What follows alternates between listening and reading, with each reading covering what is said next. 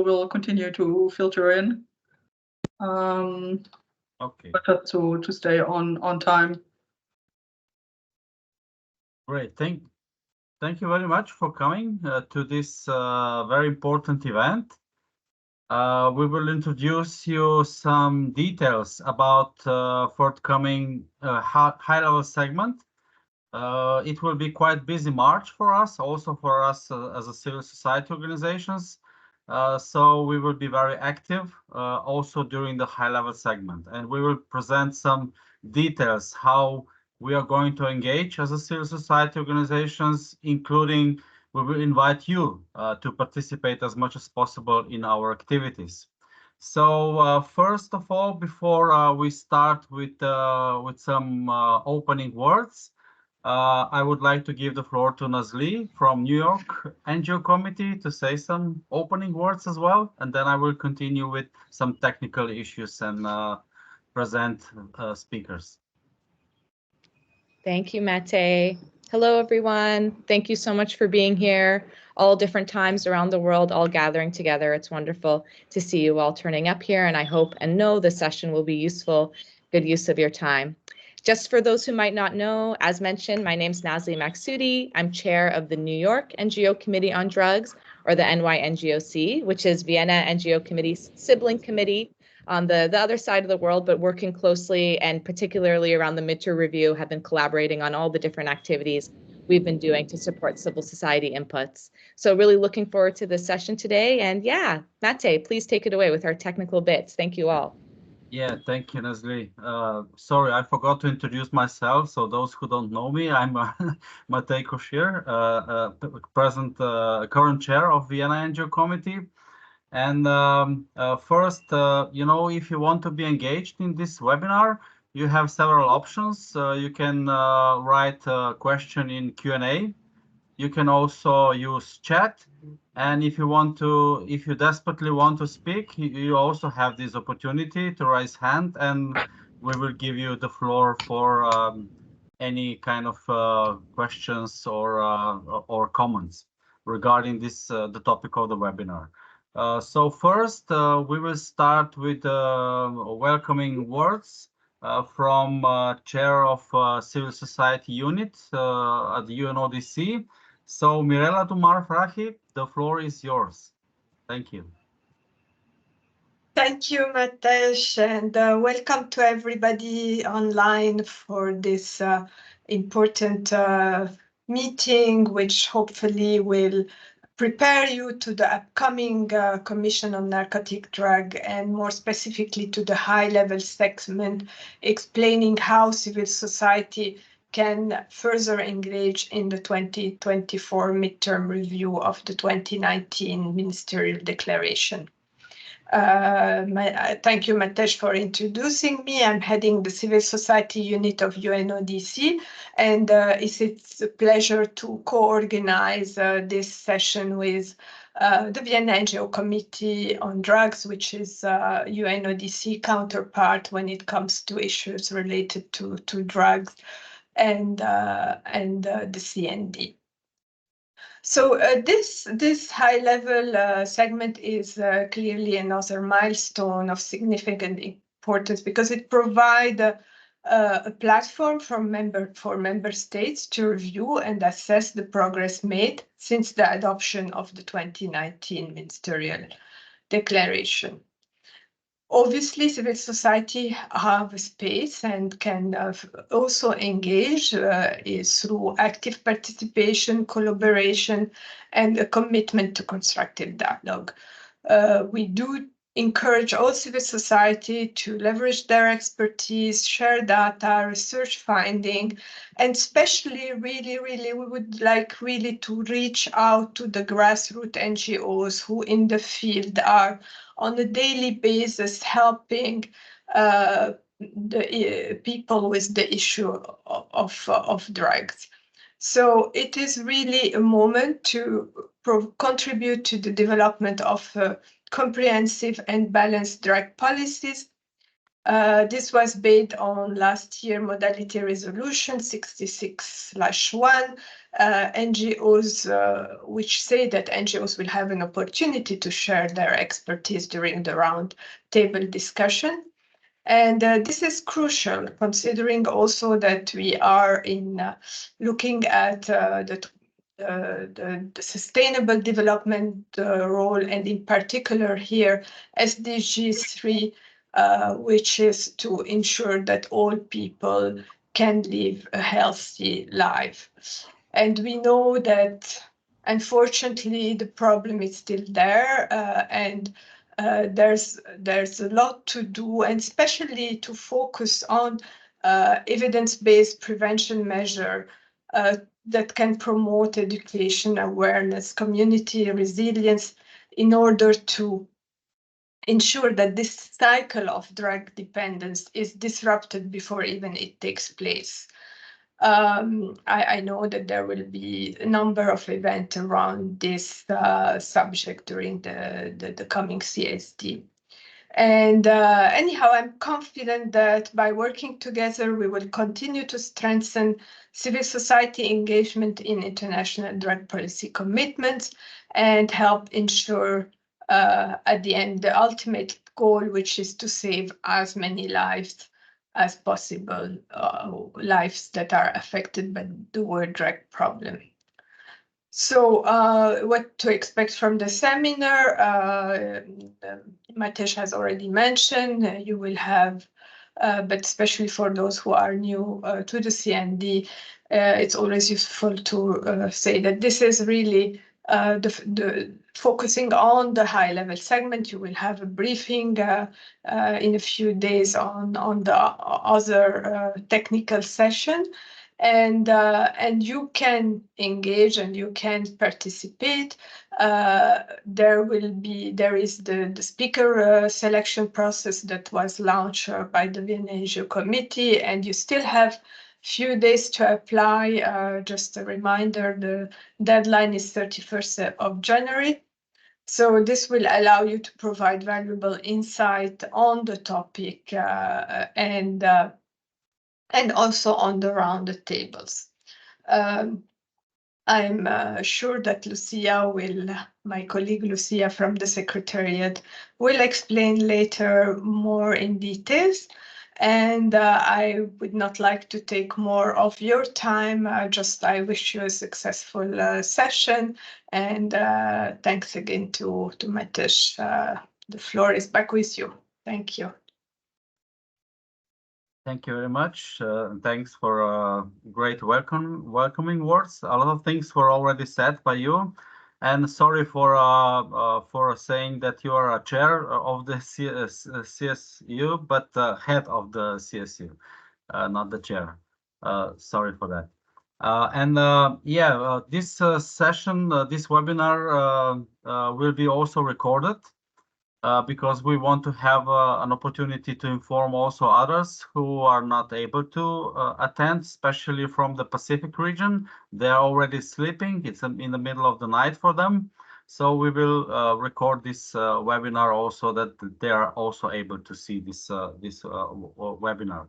And also there won't be any interpretation. It's only in English. So don't search for these tools in Teams. There are no interpreters this time, unfortunately. And to start with the presentation, you all know that we are in the middle of a very important period, which is related with the international drug policy commitments. So Sarah, please, next slide. Yeah, in 2019, ministerial declaration was adopted with several adopted joint drug policy commitments. And in the last 5 years, there was quite extensive, intensive discussion about specific commitments and challenges, especially, from 2019 to 2023. There were a lot of thematic discussions focused on specific challenges, and last autumn all challenges together were discussed as well in two different sessions in October and December. And in March this year, there will be a high-level segment and general discussion about implementation of drug policy commitments and ministerial declaration. And there will also be discussion about the way forward. So for the plan for the next 5 years until the end of the period of ministerial declaration. Yeah, as we mentioned already, there will be a lot of opportunities for civil society organizations to be involved in this process this year as well. But we will discuss about these details a little bit later. So Nazli, please, the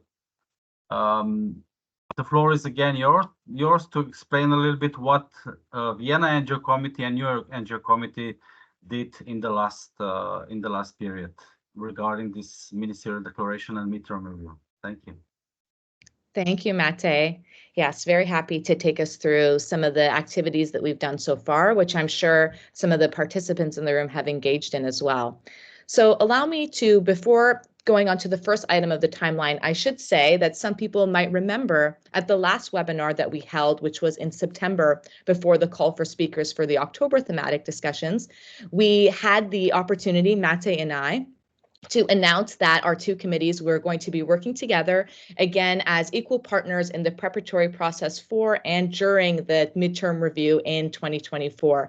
And this really built upon the successes that we've had across our committees in collaborating. Some of you, I'm sure, will be familiar with the Civil Society Task Force, of course, which supported NGO participation both in the 2016 UNGAS and in the 2019 ministerial segment. So we really view this cross-committee collaboration as critical to ensuring broad and inclusive civil society participation in these high-level meetings, and the midterm review is really no different. We're able to leverage the different regional diversity we have in our memberships, the different thematic diversity we have, and I think it overall allows us really to reach our collective goals more effectively, which is, of course, to ensure comprehensive, structured, meaningful, and balanced participation of civil society in the preparations for the high-level meeting and at the high-level meeting, the high-level segment, the midterm review itself, which is around the corner. So having said that, you'll see that all of these activities that are listed here are things that we undertook together, and I think that was a big help and a value add. So first thing here we have in October, as I alluded to, we had our CND thematic discussion where we were able to select up to 18 speakers representing civil society to talk about the topics which were featured at that thematic discussions. And those really focused on supply reduction, drug control, and crime type related matters. So folks will recall that productive session. We had some really great civil society speakers as always, and those videos and transcripts are available online for folks to take a look back at if that's of interest. And then between October and January, we've really been in full civil society consultations and input gathering mode. So there are several regional consultations that we held. There were a total of 4, some of which taking place across a number of days. So firstly, we had our Africa regional civil society consultation that took place on November the 7th. It was in a hybrid format. So folks could participate online or in person. And the in-person element was happening in the margins of the African Union high-level conference on addressing substance use and related mental health disorders. And that was in Zambia. I'd also, of course, like to acknowledge that this regional consultation was supported by the African Civil Society Forum, which I know went a long way as well. So I wasn't participating in that one myself, but I know that it went really well from our colleagues that were there, and it was an engaged group. Next, we had our Asia Pacific Regional Civil Society consultation. That one was online only, and it took place on November the 21st. And that was supported by the VNGOC's Asia Pacific Ad Hoc Working Group, which has done really great work. And I think it went a long way in having them facilitate that as well. And it was a well-attended session. Then this year, we had a series of European regional civil society consultations, both online and in person throughout January. So there were 3 online meetings, as well as 1 in-person meeting, which took place in Slovenia. And those were split to cover up some different challenges, different parts of the discussion at the different sessions. And this was also supported by a civil society partner, namely the European Civil Society Forum on Drugs. So grateful to them for their contributions in helping that reach more folks and gather more inputs as always. And then lastly, our most recent one is the Americas Regional Consultation, which took place January the 18th, and it was online exclusively. We held this session in 3 languages. We had Spanish, Portuguese, and English because we had folks from across the Americas attending this consultation, and it was supported by the American Drug Policy Coalition, including through their chair at Intercambio. So grateful to them for the support that they provided there. So yes, that brings everyone up to speed, the regional consultations we've held. We also, in December, kind of amidst those different regional consultations, we of course had the thematic discussions that were focused here a bit more on the health-related matters and also on the way forward. And for that session, we were able to select, again, up to 18 civil society speakers. And then the last thing on this slide is that between October and December as well, we were able to conduct a global online consultation, a global survey really that had a large number of applicants from around the world. So I'm sure some of our attendees today filled that out and are familiar with it, but that is one of the most fulsome ways that we're also able to gather inputs. And then, thank you, Sarah, our next piece here right now, what we're in the midst of is actually compiling all these different inputs. So the inputs from the 4 regional consultations, the global online consultation or survey, and then all of the remarks that have been made over the last 5 years at the thematic discussions and the intersessionals focused on the different challenges. So we're really bringing that all together into a comprehensive report.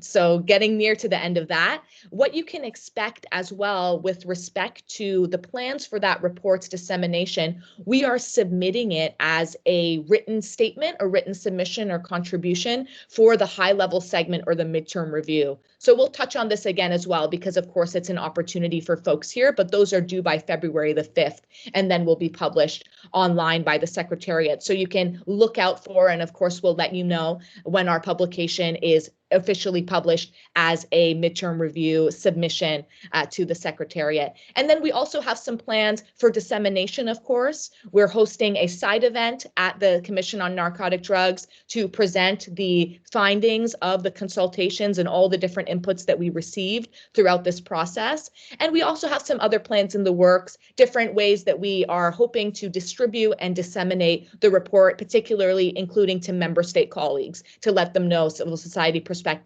and influence what they might be bringing forward to the high-level segment or in the preceding negotiations of the outcome document as well. So just to wrap it up here, we are also, of course, and this will be a focus of today's discussion, both the Vienna and New York NGO committees, as part of our collaboration, are coordinating the speakers for the high-level segment itself. And our colleague Beatrix will speak to that, so I won't say too much about that now.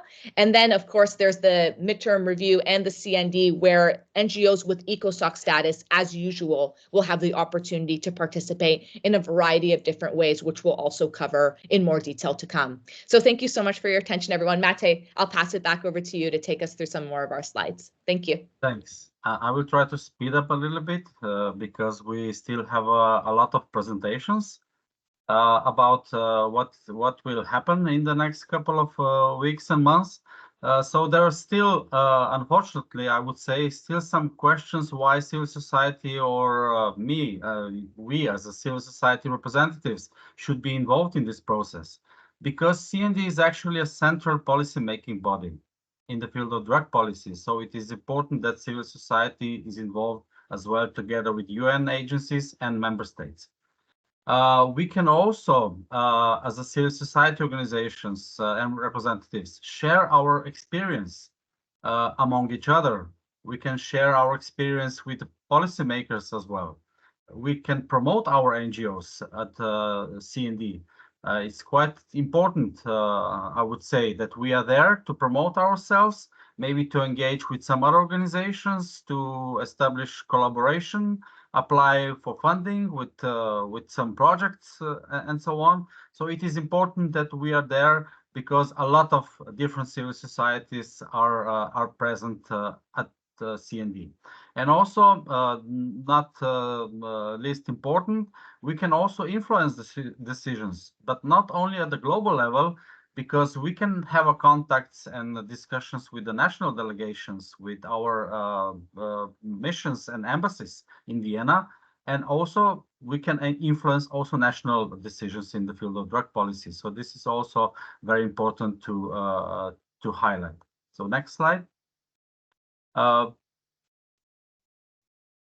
Yeah, and at the high-level segment, there will be several opportunities for civil society organizations also to be engaged. Especially NGOs with the consultative status with NYNGOC can attend high-level segment in person.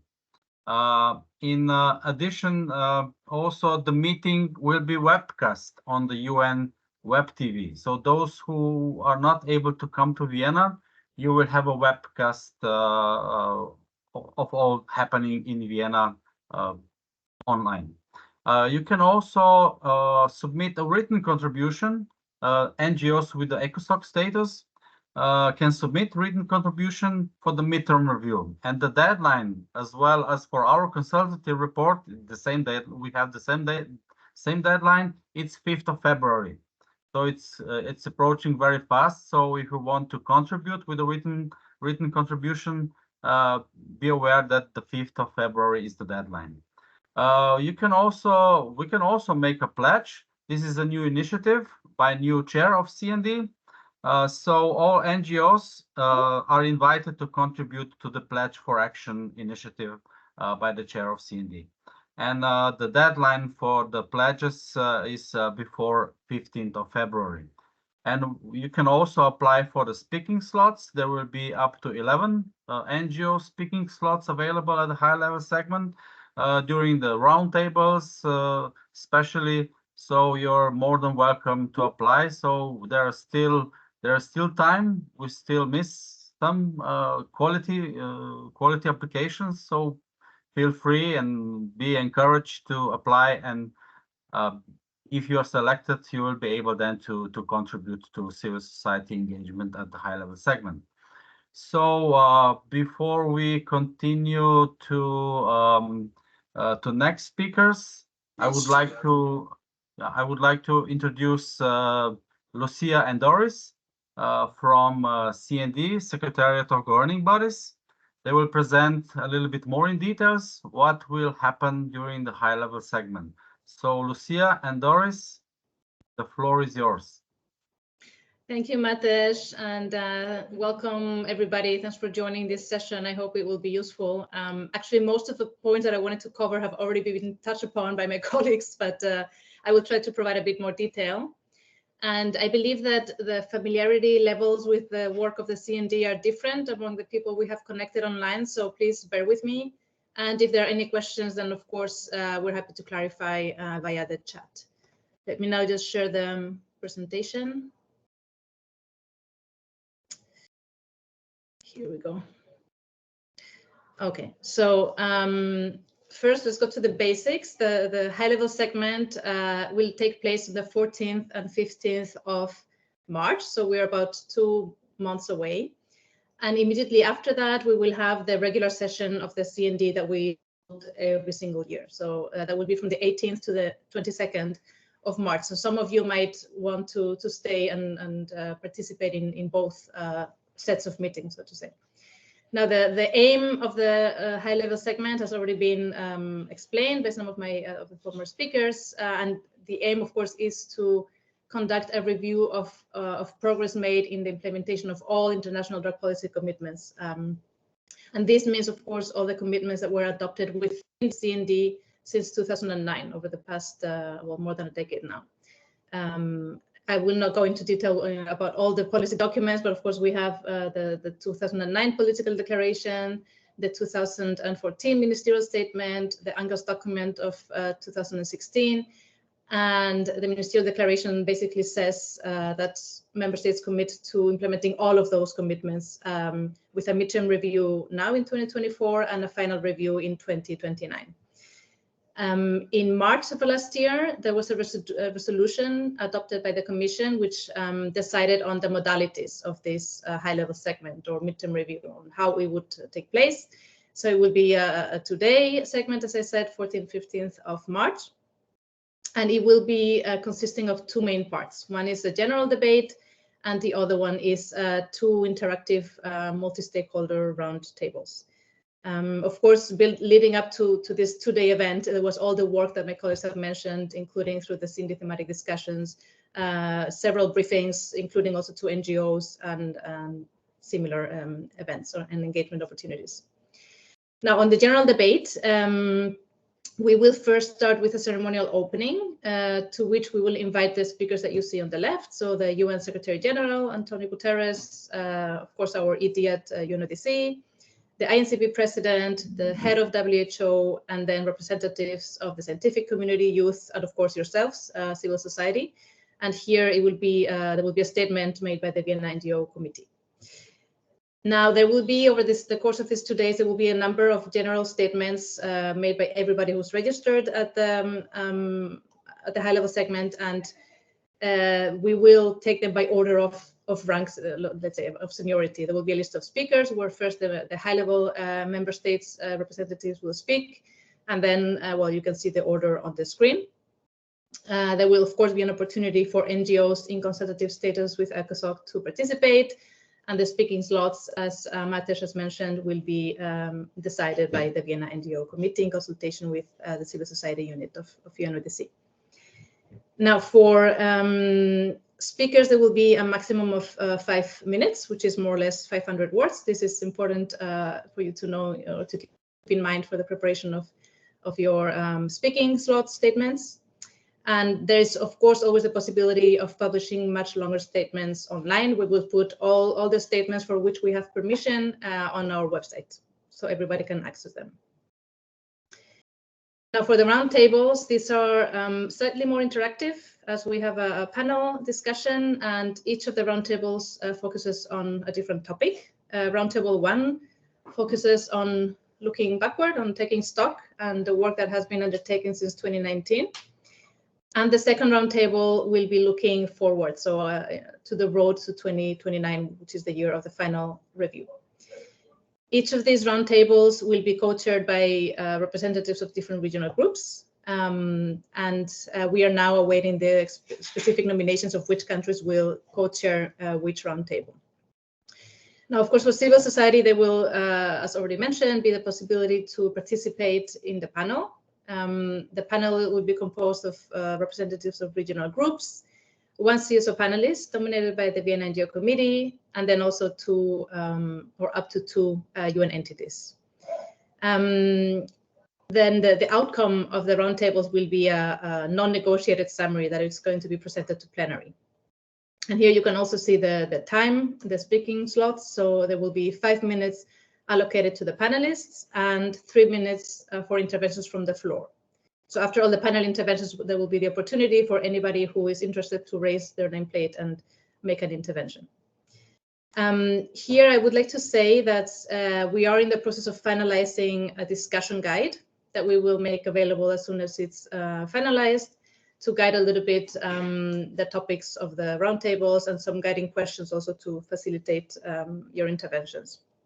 But generally speaking, for roundtable 1 on taking stock, we would be looking at interventions that take stock of really how far we've come, what progress has been made, what achievements may have been made, what challenges remain, what challenges have even worsened or become more widespread, and perhaps even also some new developments in the regarding the world drug problem. Now, for the way forward, we will be looking a bit more at promising practices, things that need to change in order for us to get closer, if not fully achieving all the policy commitments, as well as, well, the discussion guide will be probably structured along some cross-cutting issues that you might want to refer to, for example, data collection and analysis, innovation. So what new practices and innovative practices we can promote to advance on the world drug problem. Cooperation, what new partnerships or the same but strengthened partnerships might be needed, as well as resource mobilization and capacity building. So these are some key areas that we will be looking at specifically on the roundtable for the way forward. Oh, I forgot to say there is, of course, no list of speakers for the roundtable. So, yeah. Then this is a bit of an overview that shows you what item will be taking place. Vienna time, you can see on the left the Vienna time, and then on the left you see the general debate, and on the right-hand table the roundtable discussion. So they will be happening in parallel. So if you want to follow both, then if you have a delegation made of several members, then either you can split and one follows the general debate, the other one the roundtable, or you can alternate between one and the other, of course. On format, the whole high-level segment will be held in the 6 UN official languages. There will be interpretation. Interventions will be made in person, but for those speakers who cannot travel for whatever reason, we will have the option of having pre-recorded video messages shown during the high-level segment. There is no longer the option, unfortunately, to make online live interventions, but as Matej mentioned, the whole high-level segment will be webcast on UN Web TV, so you can always follow the discussions remotely from your location. And if I'm not mistaken, I think this is it from my side. Yes, now I think, Doris, I give you the floor to continue with the presentation. Thanks. Oh, no. Hello. Thank you so much, Lucia. So my name is Doris. I work with Lucia in the Secretariat to the Governing Bodies. I've seen already a lot of very familiar faces, or read some questions of familiar faces. I'm just going to go through a little bit on the outcome document. I just want to, although this is, of course, a member states driven process, I thought it would be nice we just give you also some overview of where we stand with the outcome document. And then also I'd like to give you some information on this Pledge for Action initiative. And then, of course, we're happy to take some of the questions. And then Matteo, Sarah, you just let us know, which ones you want us to take there. So on the outcome document, Lucia already mentioned, last March, the CND adopted the resolution 66/1, and there was also some pretty clear guidance on how the outcome document of the midterm review should look like. And I want to focus here. The thing was, it is a midterm review, so it is not about having new challenges, but to kind of look at the progress made since 2019.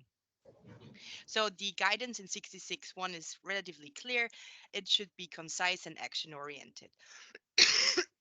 I'm sorry, if my cough gets too bad, Lucia, you have to take over. It's a bit bad at the moment. So the process is led by Ambassador Johnson, Ambassador Philbert Johnson of Ghana. And he already had a brainstorming meeting with member states during the 66 session that was still led by Ambassador Ruiz Blanco to kind of test the water a bit and see what direction member states wish to go on the outcome document.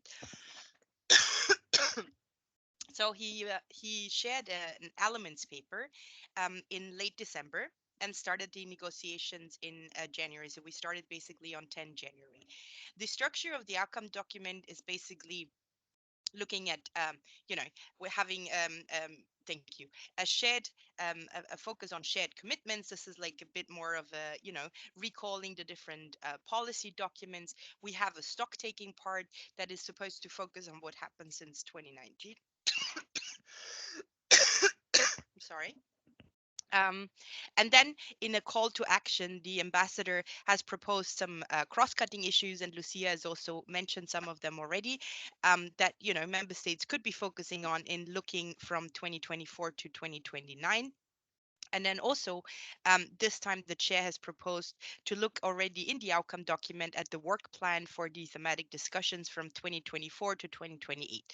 The outcome document then finishes with the, with a part on the review in 2029. So our resolve to have the final review of the 2019 ministerial declaration in 2029. Sorry. So while the outcome document is basically a member states driven process, I'm sure you've heard also from some member states, we are currently in the third reading. So we have the chair has already shared like his basically third draft. We're looking at that in a moment. We're expected to hopefully finish latest by the end of February the discussions in order to make sure that we actually have the document translated into the 6 languages. The outcome document is supposed to be adopted at the opening of the high-level the high level segment. So really at the first day, it was supposed to be gavelled through. And while the outcome document, I mentioned it before, it is a midterm review. So the expectation is there will not be a lot of new challenges or any new challenges that will be addressed. So the chair has really called on member states to make good use of all these other elements that we heard already today, be it the general debate, be it the roundtable discussions. Of course, during the 67th session, the resolutions, tabling resolutions on new topics. Then, of course, we have the side events, and I know especially civil society is extremely active on this as well during the 67th session. And I understand we have way, way, way above 100 applications already now. And we also have during the high level segment, high level side events. These are basically according to the 12 challenges identified in the ministerial declaration. The program is currently being finalized because there were still some basically some adjustments from the member states that have submitted their proposals. So that should be published hopefully very soon. Yes, so in addition to having all these different elements, the ambassador also my apologies, launched his own initiative, a Pledge for Action initiative, and this is really the idea is here that member states should champion certain commitments and kind of submit pledges on what they could do to really make some of these policy provisions into reality on the ground. So really to turn these provisions into actions on the ground. The pledging will take place actually during the general debate of the midterm review. So during the 2 days. Thursday and Friday, and the idea is to have pledges in basically 3 categories. So it would be operational projects, meaning very concrete project at the national, regional, or global level, where a member state would be invited to pledge a specific commitment. Like, I don't know, country X would pledge to establish, a drug treatment center dedicated to this or this within this and this time frame, and with this and this partner. The second category would be any new project that deal with the collaboration with different stakeholders. So be that from, any kinds of stakeholders forming new task groups or task teams, for example, on a national level, anything that relates more to the collaboration. And the third category is the financial support. So here we are talking about budget allocations and financial contributions, where member states really like pledge money to UNODC, pledge money to other UN entities, pledge money to, to civil society, whatever it is, to kind of, but very concrete projects to showcase how they would basically contribute to addressing the challenges identified in the ministerial declaration, and through that kind of accelerate the implementation of the policy provision. How does that work in reality? So what it's going to look like on site. We're going to have some of the high level or those representatives speaking at the general debate will, at the end, those that choose to do so, make their pledge by saying, with a view to doing this and this, I pledge for this and this country to do this and that. And then they will go ahead and they will have a little cube with their country flag, and they will drop it into a box on a little stage. So we've talked to the ambassador and see how could we make sure that also we have civil society best involved in this. And of course, civil society is more than welcome to make pledges.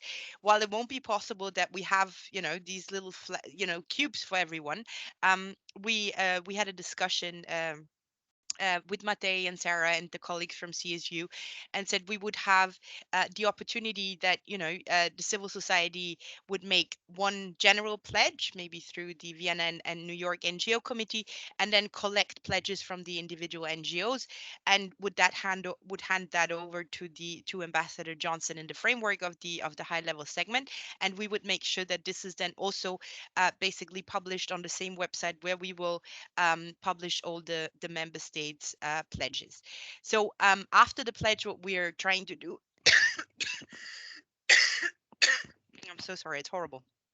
we're making the website, and in addition we want to make sure that we have this box and bring it out once in a while, especially during the thematic discussions or the intersessional period leading from 2024 to 2029, to kind of have a bit of an accountability and make sure that member states also have an opportunity to report on how they have been living up to the commitment that they made. Next slide, please. Yes, that's the stakeholder contribution.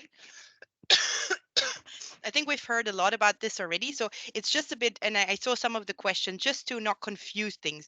The written contributions here, this is an invitation that was made by Ambassador Johnson in his capacity as CND chair, and this was not just to NGOs, but all the other stakeholders from UN entities, all but member states, basically, because they had already started the consultation process on the outcome document.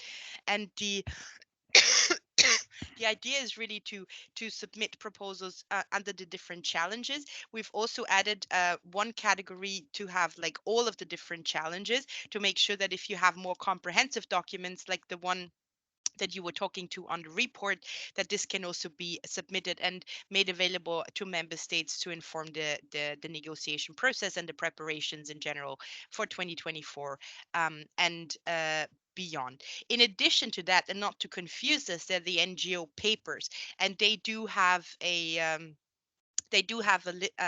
limit, a word limit. I'm not sure if it's 1,500 words, if I recall that correctly, but we can check that.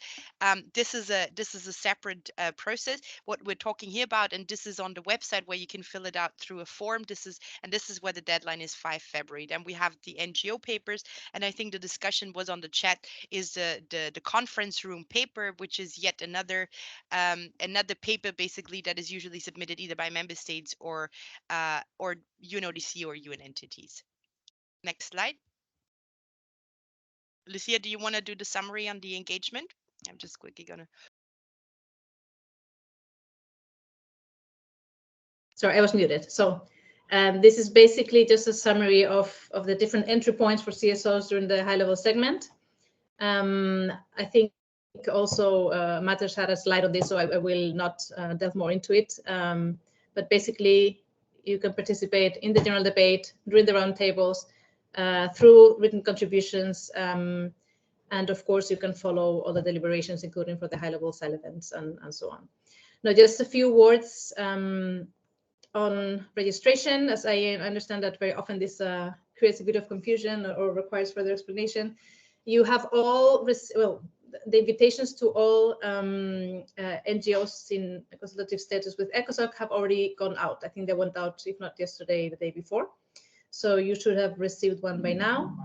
In that invitation, there are details on registration, but just so you know, you will be asked to register online through this Indico platform. It's the same platform we've been using for the past few years. So some of you who might be aware of this already.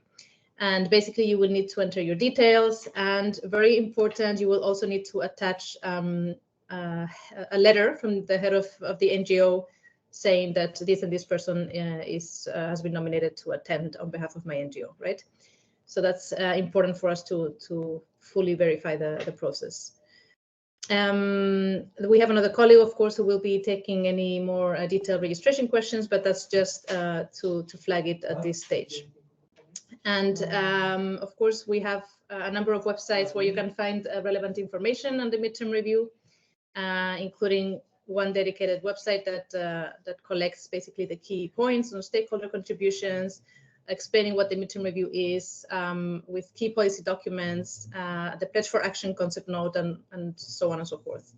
In addition, we have the usual webpage for the 67th session of the CND that has all details on registration, all the official documentation, the program of side events, and so on. But I will not bombard you with more information. I think that's sufficient for now. And please do let us know if you have any questions at this stage. Thank you. Thank you very much for very comprehensive, detailed information. So in my opinion, a lot of things are clear, despite the fact that there are still some questions in the chat. So is now time to answer some of those questions. Yeah.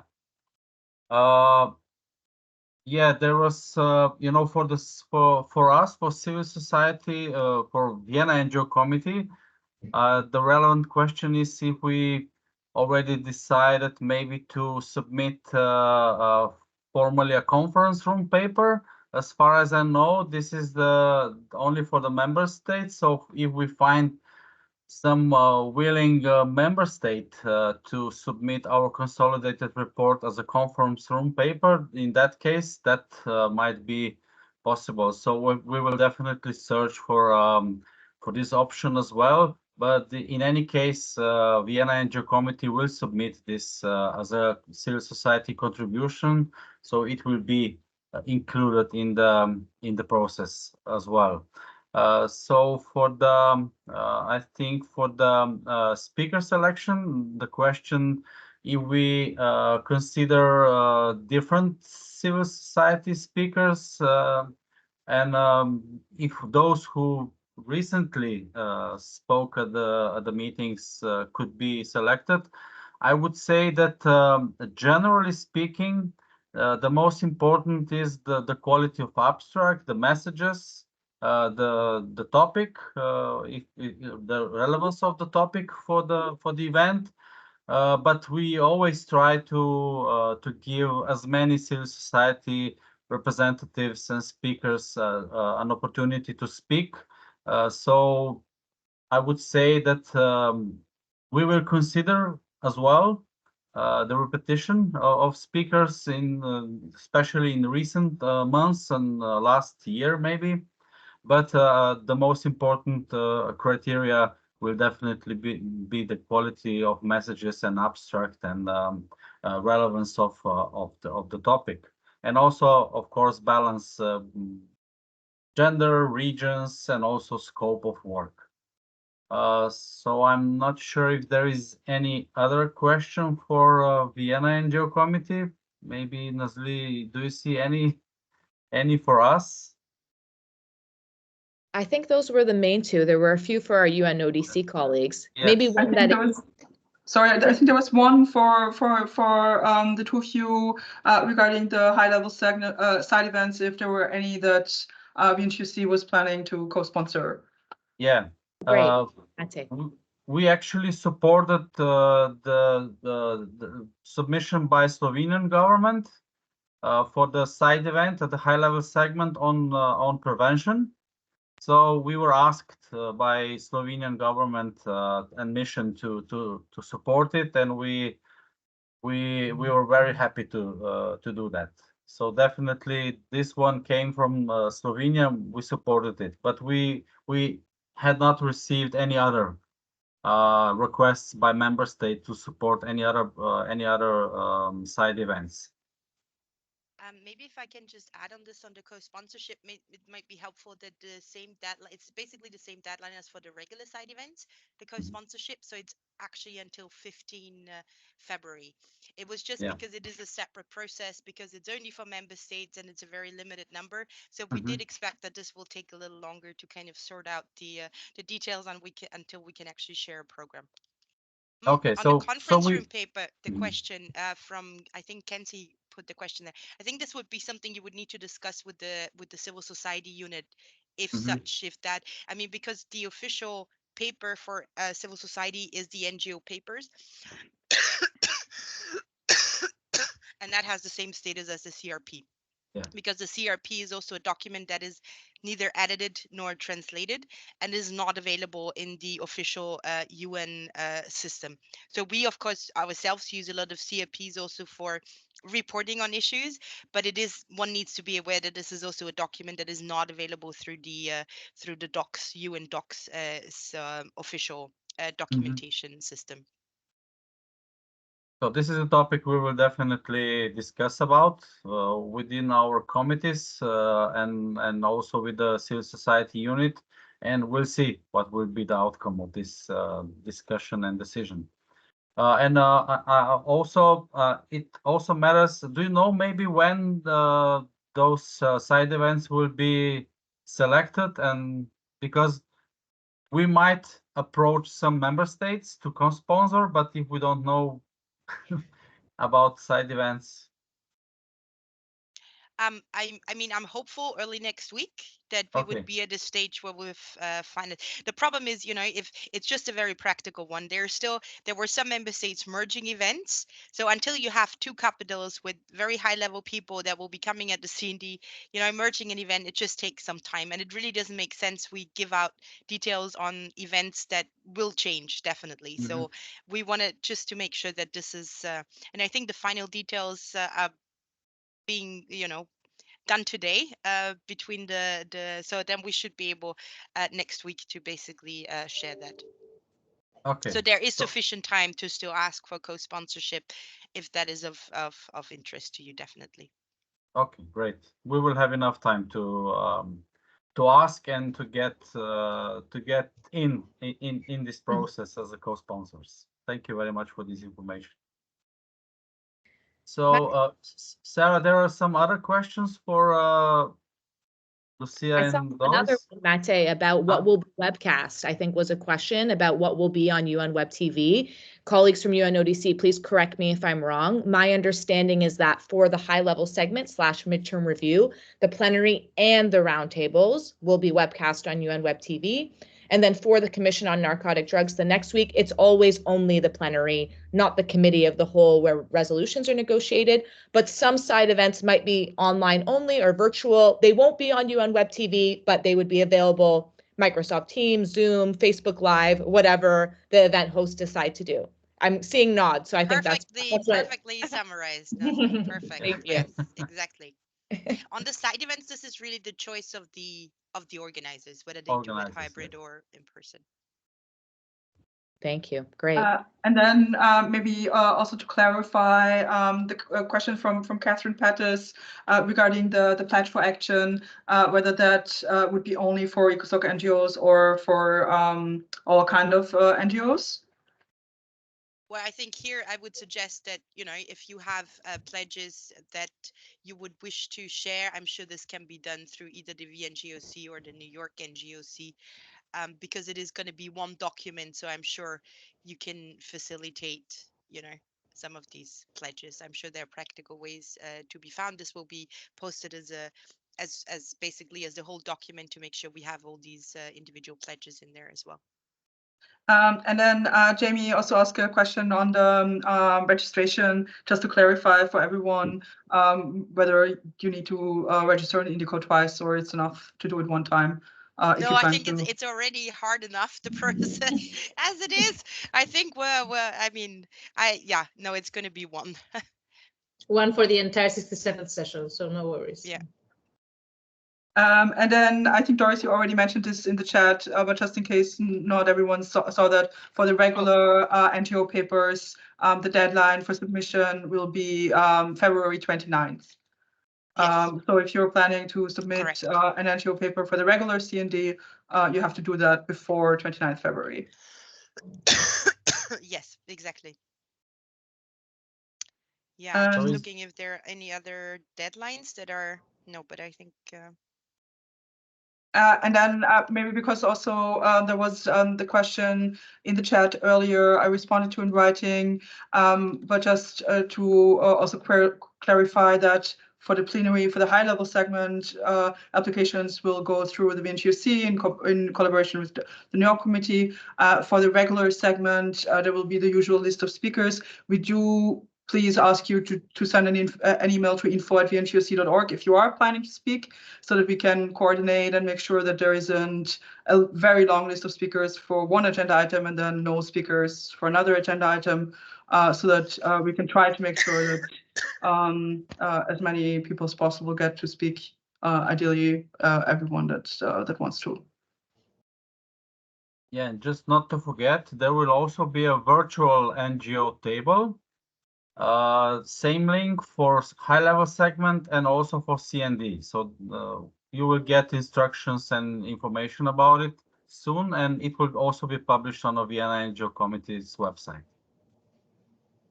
So there will be opportunity also to publish documents, publications, and share what you think is relevant also for other NGOs on a virtual NGO table. And then one more question on the registration, always the most serious topic.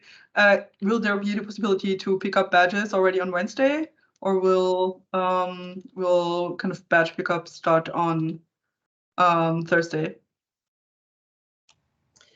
On these stories, I mean, I don't have full confirmation, but usually it is the case that Yes. we offer registration a day before. I mean, usually for the regular session, there's badge pickup possibilities on the Friday prior. So I'm imagining that we will be doing the same this time around for the high-level segment, but we can get back to our registration colleagues and confirm if needed. Yeah. Yeah, I'm sure would this be would great. also be available on the 2024 website. I'm pretty sure on the registration at a certain point. But yes, definitely we usually have, because this is insane. Otherwise, you know, we're expecting a lot of people to come, so this would definitely stall the process.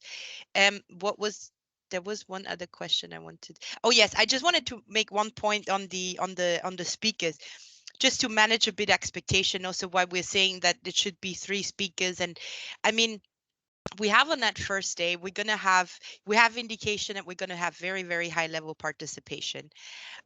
So what usually comes with this is also, you know, discipline and speaking time is always also a difficulty, you know, unfortunately. And with this Pledge for Action initiative as well, you know, getting everyone to keep the 5 minutes, no matter how hard we'll try, it's going to be difficult.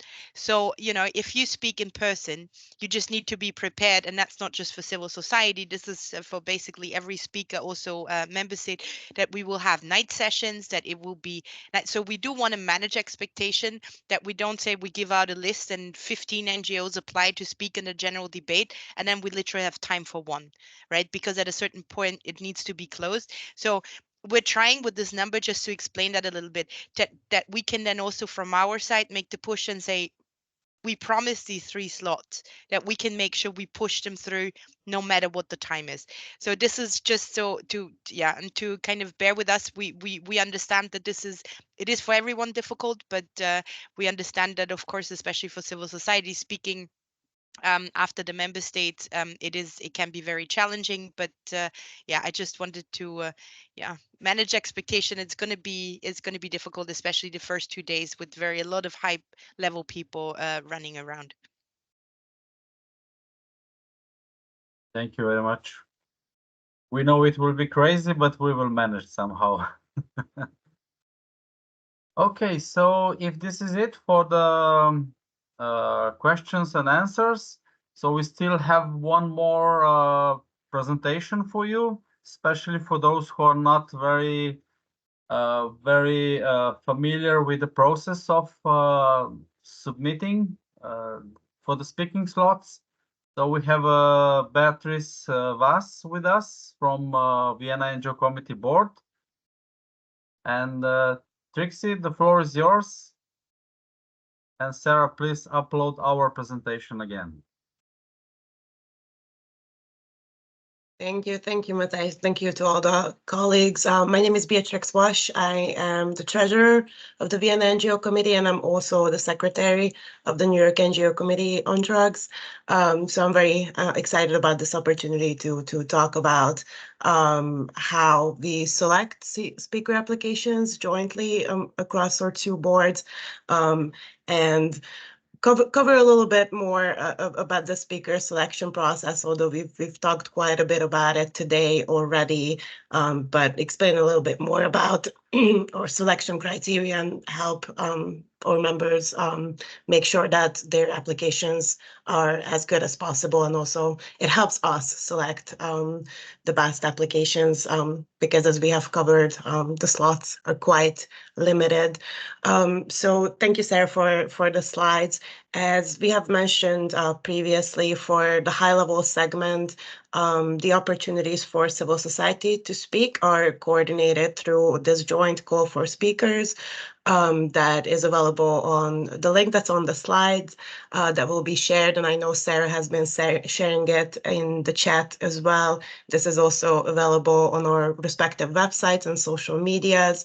And maybe just a plug here to encourage all of you to sign up for our newsletters as well, to make sure that you keep up to date about all of these opportunities as they come up. Again, as it has already been mentioned, the speaking opportunities for civil society during the high-level segment will be for one panelist on each of the roundtables, and also 3 speakers will be selected to contribute to the general debate from the floor. The difference between these opportunities is the panelists and the roundtables will have around 5 minutes to present their work, and the interventions from the floor we're expecting to keep to 3 minutes. The deadline to submit these applications is the 31st of January, 11:45 Vienna time. So that's next Wednesday, I believe. So please make sure to get your applications in before that, and don't leave it to the last minute, but just to ensure that you get your application in. Also, a note on this is that we try to make our decisions on speaker selection as quickly after this deadline as possible, convening our boards to make these selections and notify the successful applicants as soon as possible. We know many of you are making plans to travel, and you need time to take that into consideration. Yeah, thank you, Sarah. I think we can move to the next slide to cover the selection criteria itself and how we make our decisions between the applications that we receive. We receive quite a high level of high volume and high quality of applications each time we do these speaker selections. So the selection is quite difficult. To guide this process, we rely on the speaker selection guidelines and these selection criteria that you can see on the screen that were developed by the Civil Society Task Force that has also already been mentioned today, that convened for the ministerial segment in 2019. And these criteria have been guiding our work ever since in each of the speaker selections. So the most important is, well, the first is the relevance of the abstract to the topic that we are looking for speakers for. As we have covered during the high-level segment, we will have 2 roundtables. The first one will focus on taking stock, looking at the work that has been made since 2019. So for this roundtable, we're particularly looking for applications that focus on the challenges that were identified on the ministerial segment and the work that has been developed around that. The second roundtable will focus on the way forward, so the actions that should guide our work until 2029.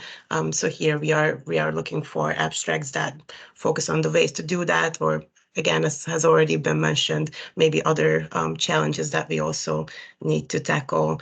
So please make sure that your application is relevant to the specific roundtable that you are applying for, because that really increases your chances of getting selected.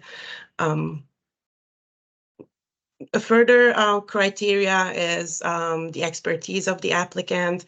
So here, we mean a couple of different things. We are also looking for, we are definitely looking for a high level of expertise represented in the abstract, but we receive applications from the policy side, the practice side, research applications.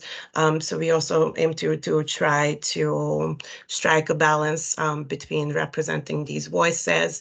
And there's already been a question touching on this partially as well. We try to give way to new voices as well. Obviously, we have a lot of members who have applied previously and have been selected previously. So we take all of these into account, but also, as it's mentioned here, at the range of different views. Or members in the VNGOC and New York NGO Committee come from all areas of expertise, represent a range of different views. So we try to make sure that these are represented as they come in the applications. So specifically to the question, but Matesh has addressed that before as well. People who have been selected to speak before are not excluded from applying again, not excluded from being selected again, but also the frequency or the amount of times that people have spoken before is also criteria that we look at when we are faced with excellent quality applications that it's very hard to choose from. We try to also give way to new voices. Then we also look at the focus of the presentation. Here we usually look at if people are applying to represent an international perspective or regional perspective. People usually apply with local level work, national level work. So we're also looking at the focus of these presentations to have an overview of civil society perspectives presented, really. Another factor here that's relevant here is the geographical and gender balance, and also age balance of the applicants and then the selected speakers. So we try to make sure that all regions of the world are represented equally. Also, we aim to try a gender balance. And a plug here, we had a look at the applications that we have received so far. And we have very few applications from women so far for the high-level segment. So we would particularly like to encourage female applicants to apply to help us ensure the gender balance. And yeah, we also look at age to make sure that young voices as well as more experienced voices are represented. And the final criteria is also mode of delivery. If you look at the application form, there's a question asking if you would like to deliver your statement in person or via a pre-recorded video message. As has been mentioned before, these are the only two modalities available to participate for this high-level segment. So a live online intervention will not be possible this time. And indicating this on your application also helps us make this selection because, for example, for people to participate in the roundtables, it's more beneficial if you're able to come to Vienna in person to participate. But also a note there is that unfortunately we have no funding available currently to support the selected speakers to travel to Vienna. So that's also a consideration to take into account. And the final note here as well, in accordance with the speaker selection guidelines, or respective committees always aim to strike consensus on the speakers that we select.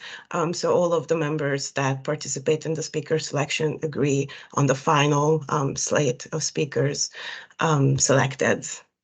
And we can move to the next slide, which is summarizing what a good abstract looks like based on this selection criteria. So once again, please read the call for speakers carefully and make sure that your application is relevant to the topic that you are applying for. Please complete the form fully. All of the questions on there are relevant to the selection criteria and help us understand the topic that you are applying for, but it also helps us understand the specific expertise that you will bring to this discussion. So please try to be as clear in your abstract as possible. The abstracts are limited to 150 words, which we know is not a lot. We do receive applications sometimes that are a little bit longer than that, but it's a bit difficult to get through all of them. It really helps if you highlight specific examples from your work, lessons learned, experiences that you've had. Again, that also just helps us understand the expertise that you will bring in more, and it makes you stand out among the applications as well, much more than if you would submit a general abstract talking about the topic at hand. So as clearly you can present this, the better. And then we have a final slide on the do's and don'ts of submitting an application.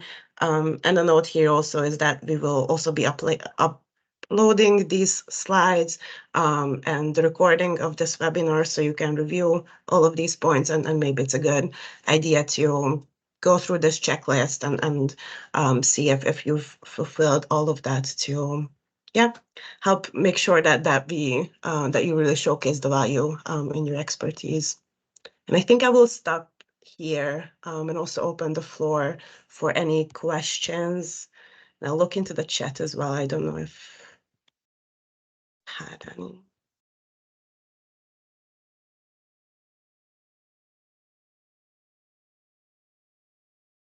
You explained it brilliantly, Beatrix. Thank you so much. But yes, any questions, please do put them in the chat or raise your hand or in the Q&A box. And read the slide, the do's and don'ts carefully. It helps a lot to avoid any misunderstanding. Sarah, do we have any specific questions for this part of the session in the chat? I haven't seen any questions so far. Sorry, there's one from Darren. When will the decision be communicated on the high-level speakers selected? So if I'm not mistaken, I think the board's aim to meet for the speaker selection at the end of next week. So we should be able to let you know latest on Tuesday, the 5th of February. So you'll get an email on the 5th or 6th. Sorry, 6th. Thanks, Mate. Yeah.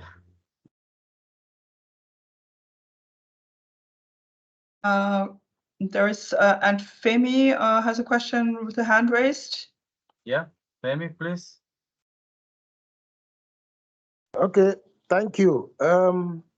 Let me first of all commend Beatrice for that beautiful explanation, as well as commend the initiative of the Vienna NGO for the African consultative consultation held in Zambia, in Lusaka last year.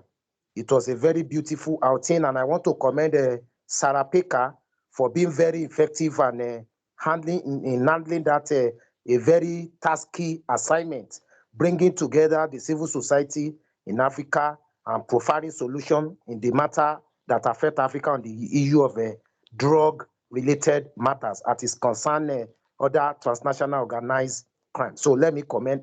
I want to ask that this high-level discussion, is it exclusively for NYNGOC member NGO, or is there any other way, just as we learned in the consultative discussion in Africa the other time, is it possible for non-NYNGOC status NGO to participate? If it is possible, please let us know how it could be done.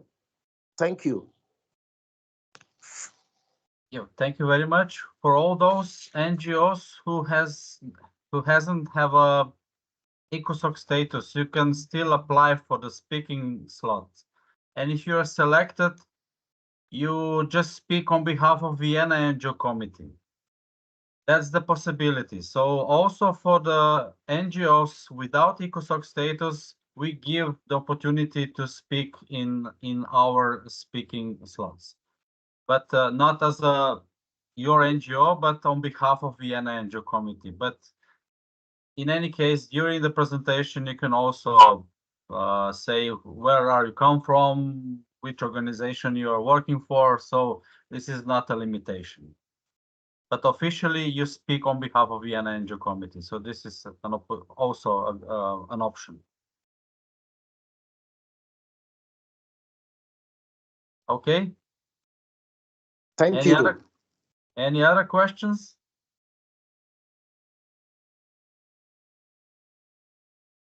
No. So I think we only have one more slide. because we want to promote also another tool for communication and participation as a civil society, which is our NGO marketplace. You can access NGO marketplace also on the website of Vienna NGO Committee and post information which are relevant for other NGOs as well. Also your events, invitations. You can find also potential project program partners. If there is no slide, but I mostly explain what is all about in, okay, this is the slide. Yeah, so everybody can see how it looks like.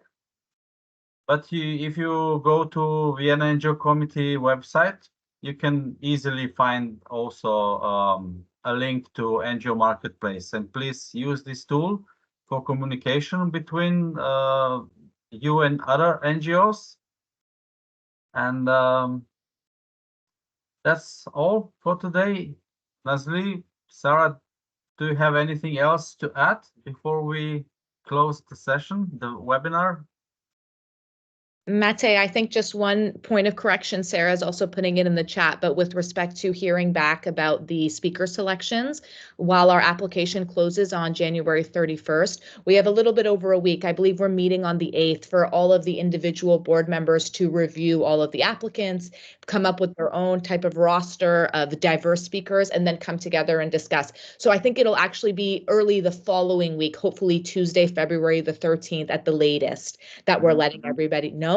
But still, a month in advance of the actual high level segment. So lots of time, but just wanted to make sure folks didn't walk away expecting to hear sooner from us than you would actually be hearing. But I think that was the only straggler piece that I wanted to mention. But if no other questions, thanks from me as well. Really grateful to you all to have coming to this joint webinar. And yeah, a pleasure as always to see you, and looking forward to all the additional activities we'll be taking over the next few weeks. And it's a busy one, but I hope that it is all going to be well received and valuable contributions. So look out for what's coming with our report and other activities as well. Yeah. So I think we've got one late question from Kenzie regarding the informal dialogues at the regular session. So we're trying again to have one solo dialogue with the WHO this year, alongside the one with the UNODC, and INCB. And then we're also requesting one informal dialogue, a joint one with UNAIDS and OHCHR. And I think you should have received a call for questions this morning. And it will be open until the 15th February. So if you do have a question on any of these entities, please submit it. Check email box today, from today. Invitation is already there. Okay, thank you very much. So this is it. Thanks for joining our webinar, and let's continue to work. And we will be very busy before high-level segment and CND. So after these two events, we can go on holidays. Thank you very much for coming again, and see you next time. Or thanks to all of our speakers. Hopefully see you in Vienna. Yes. Thank you. Thank you, everyone. Thank you. Bye. Thank you. See you soon. Sarah, all of Sarah's work. Thank you, Sarah. Thanks, everyone.